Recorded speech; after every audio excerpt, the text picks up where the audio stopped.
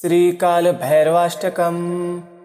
देवराजसेव्यमान पावनाघ्रिपङ्कजं व्यालयज्ञसूत्रमिन्दुशेखरं कृपाकरं नारदादियोगवृन्दवन्दितं दिगम्बरं काशिकापुराधिनाथकालभैरवं भजे।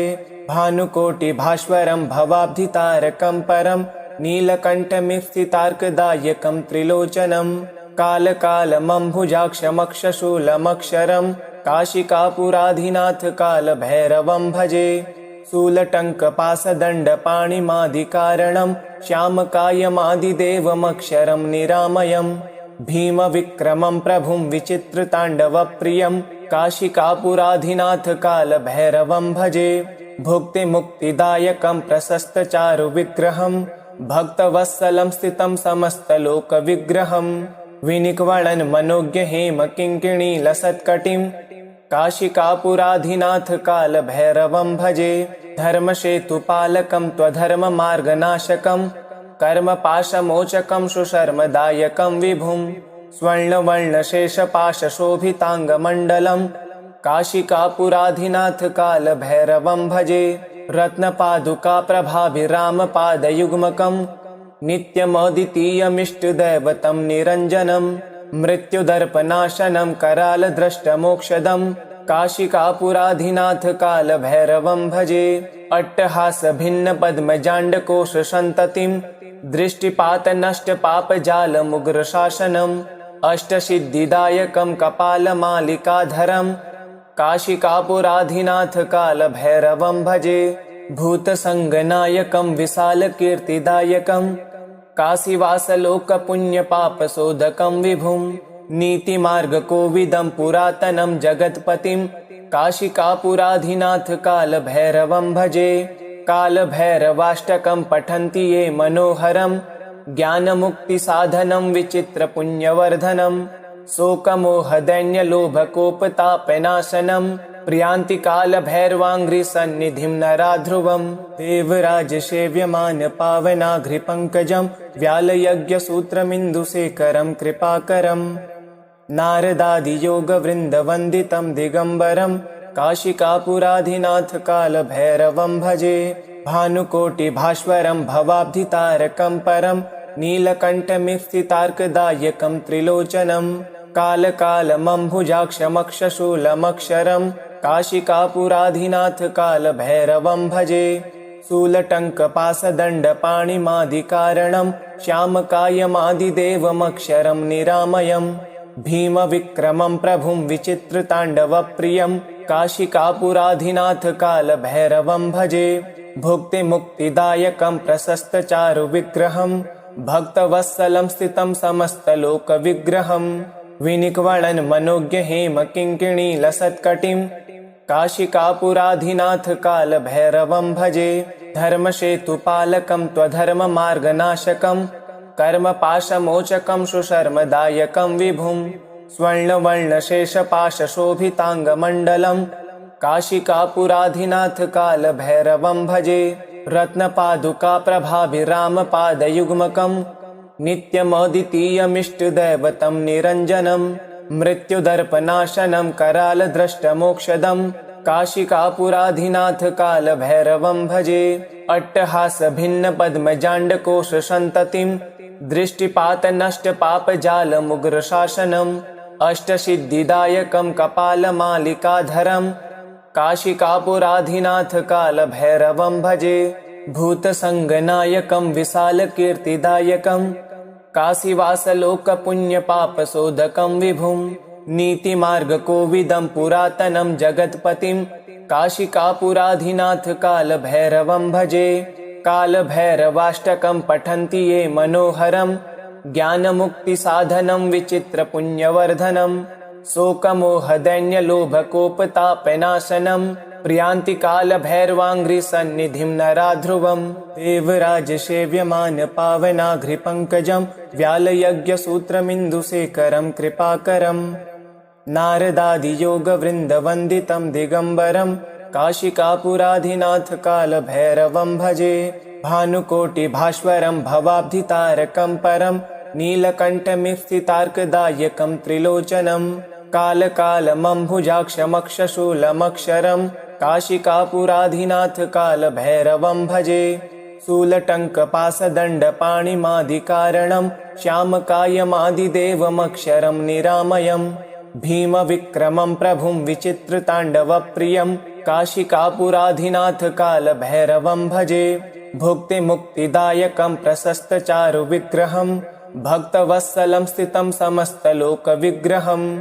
विनिक्वणन् मनोज्ञहेमकिङ्किणीलसत्कटिं काशिकापुराधिनाथ कालभैरवं भजे। धर्मसेतुपालकं त्वधर्ममार्गनाशकं कर्मपाशमोचकं सुशर्मदायकं विभुं। स्वर्णवर्णशेषपाशशोभिताङ्गमण्डलं काशिकापुराधिनाथ कालभैरवं भजे। रत्नपादुकाप्रभाभिरामपादयुग्मकं नित्यमद्वितीयमिष्टदैवतं निरञ्जनं।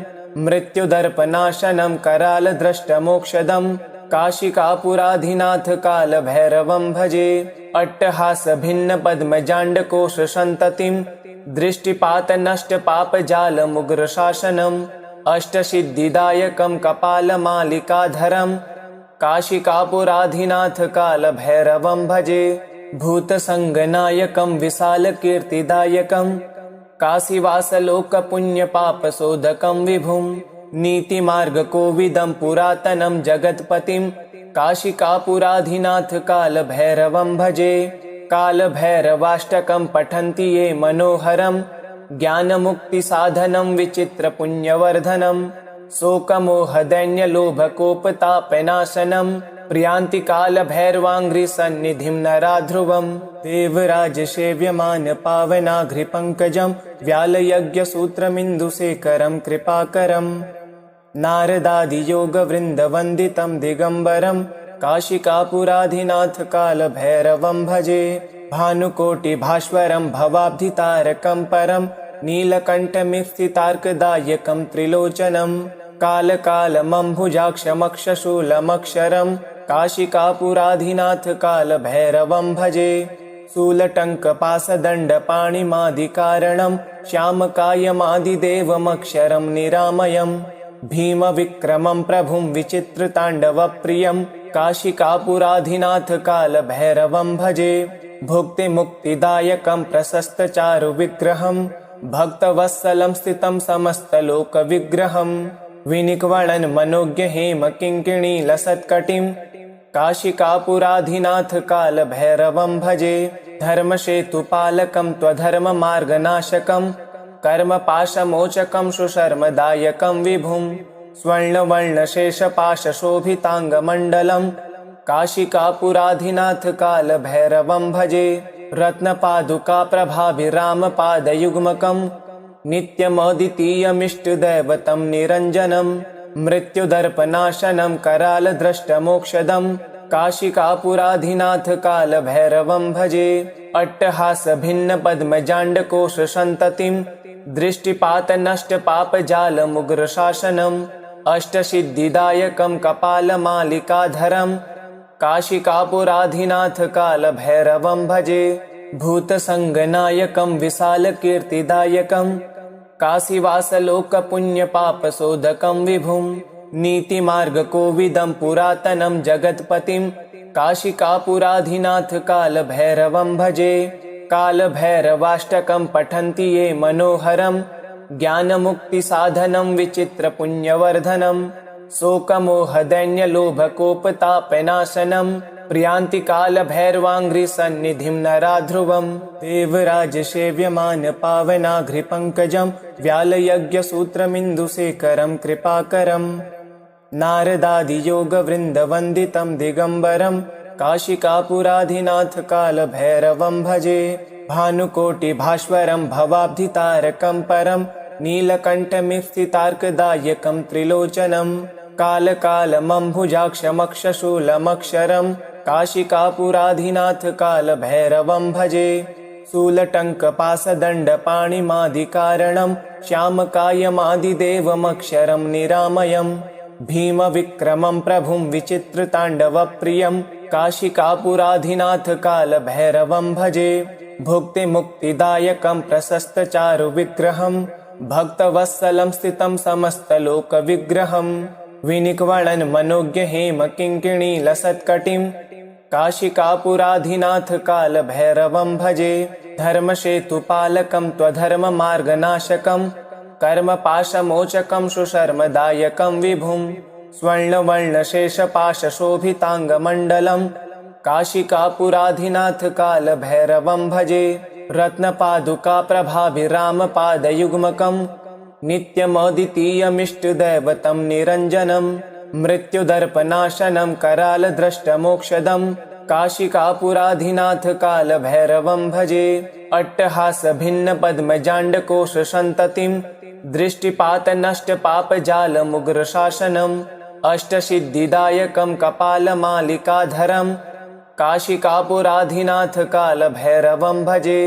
भूतसङ्गनायकं विशालकीर्तिदायकं काशीवासलोकपुण्यपापशोधकं विभुं नीतिमार्गकोविदं पुरातनं जगत्पतिं काशिकापुराधिनाथ कालभैरवं भजे कालभैरवाष्टकं पठन्ति ये मनोहरं ज्ञानमुक्तिसाधनं विचित्रपुण्यवर्धनं शोकमोहदैन्यलोभकोपतापनाशनं प्रियान्ति कालभैरवाङ्घ्रिसन्निधिं नराध्रुवं देवराजसेव्यमानपावनाघ्रिपङ्कजं व्यालयज्ञसूत्रमिन्दुशेखरं कृपाकरं नारदादियोगवृन्दवन्दितं दिगम्बरं काशिकापुराधिनाथ कालभैरवं भजे भानुकोटिभास्वरं भवाब्धितारकं परं नीलकण्ठमिस्थितार्कदायकं त्रिलोचनं कालकालमम्भुजाक्षमक्षशूलमक्षरं काशिकापुराधिनाथ कालभैरवं भजे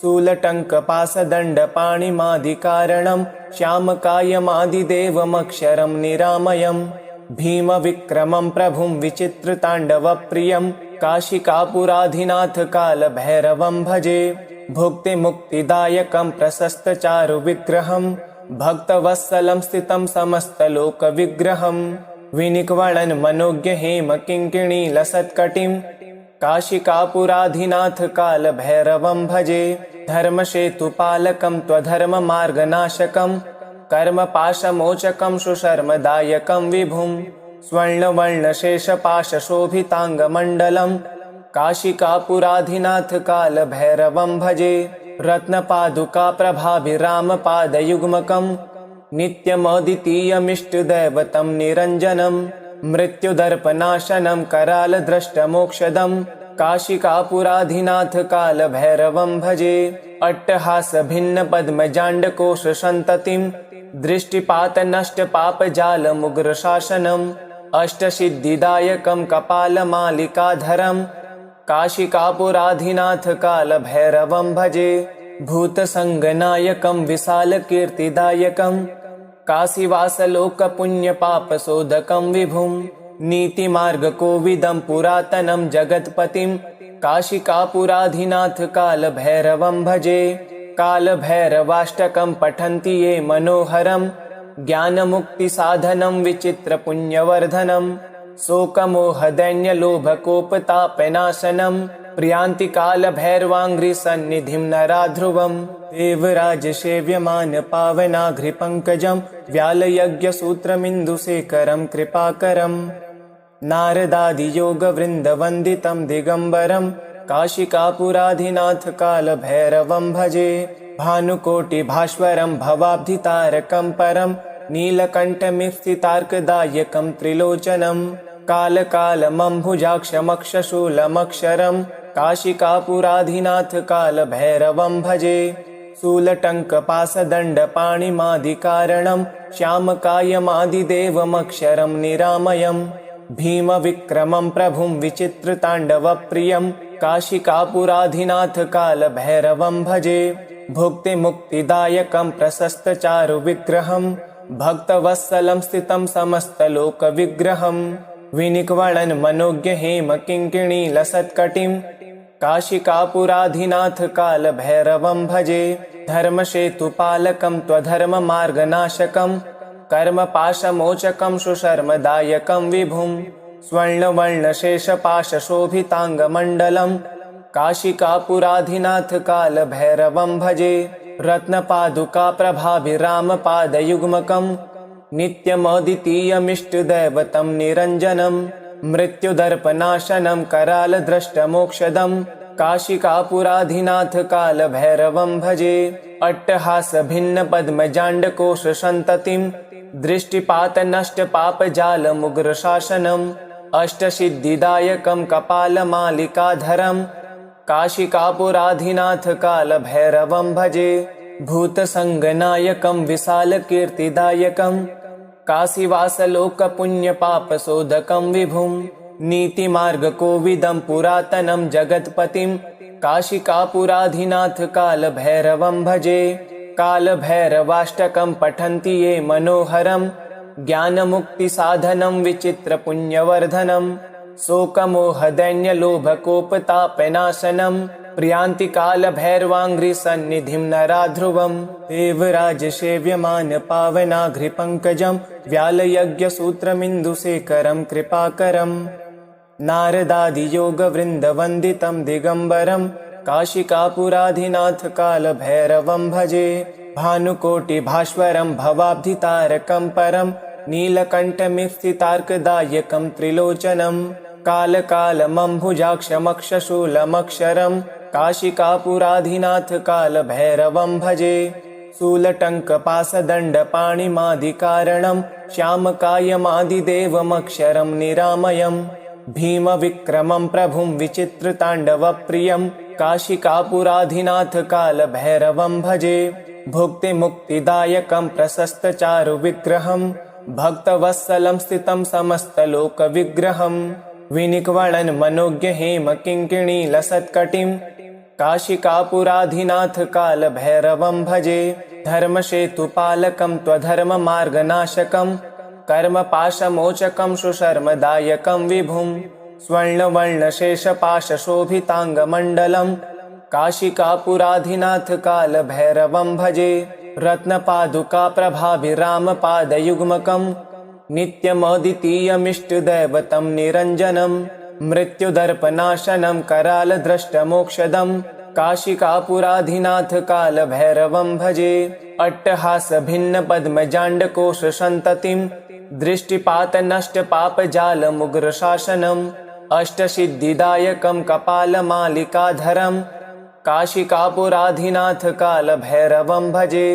भूतसङ्गनायकं विशालकीर्तिदायकं काशीवासलोकपुण्यपापशोधकं विभुं नीतिमार्गकोविदं पुरातनं जगत्पतिं काशिकापुराधिनाथकालभैरवं भजे।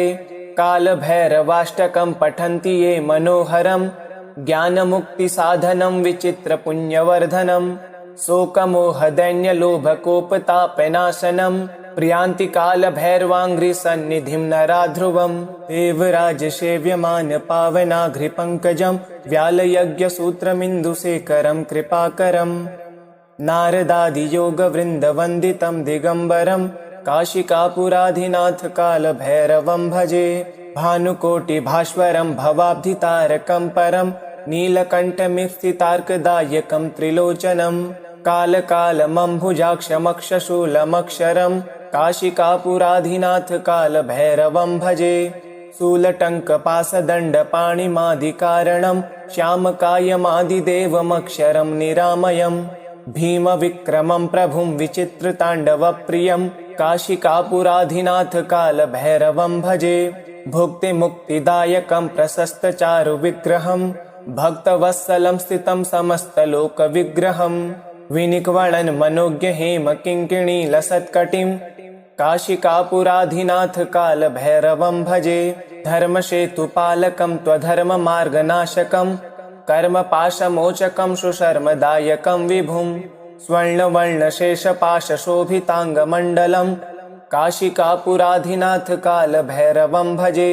रत्नपादुकाप्रभाभिरामपादयुग्मकं नित्यमद्वितीयमिष्टदैवतं निरञ्जनं मृत्युदर्पनाशनं करालद्रष्टमोक्षदं काशिकापुराधिनाथकालभैरवं भजे।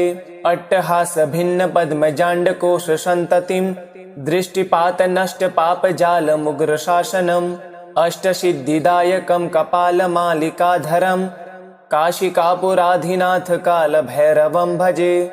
भूतसङ्गनायकं विशालकीर्तिदायकं काशीवासलोकपुण्यपापशोधकं विभुं। नीतिमार्गकोविदं पुरातनं जगत्पतिं काशिकापुराधिनाथ कालभैरवं भजे। कालभैरवाष्टकं पठन्ति ये मनोहरं ज्ञानमुक्तिसाधनं विचित्रपुण्यवर्धनं।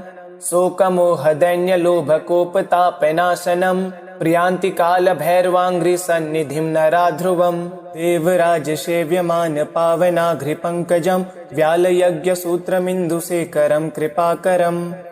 नारदादियोगवृन्दवन्दितं दिगम्बरं काशिकापुराधिनाथ कालभैरवं भजे। भानुकोटिभास्वरं भवाब्धितारकं परं नीलकण्ठमिप्सितार्कदायकं त्रिलोचनं। कालकालमम्भुजाक्षमक्षशूलमक्षरं काशिकापुराधिनाथ कालभैरवं भजे। शूलटङ्कपाशदण्डपाणिमादिकारणं श्यामकायमादिदेवमक्षरं निरामयं। भीमविक्रमं प्रभुं विचित्रताण्डवप्रियं काशिकापुराधिनाथ कालभैरवं भजे। भुक्तिमुक्तिदायकं प्रशस्तचारुविग्रहं भक्तवत्सलं स्थितं समस्तलोकविग्रहं। विनिक्वणन् मनोज्ञहेमकिङ्किणीलसत्कटिं काशिकापुराधिनाथ कालभैरवं भजे। धर्मसेतुपालकं त्वधर्ममार्गनाशकं कर्मपाशमोचकं सुशर्मदायकं विभुं। स्वर्णवर्णशेषपाशशोभिताङ्गमण्डलं काशिकापुराधिनाथ कालभैरवं भजे। रत्नपादुकाप्रभाभिरामपादयुग्मकं नित्यमद्वितीयमिष्टदैवतं निरञ्जनं।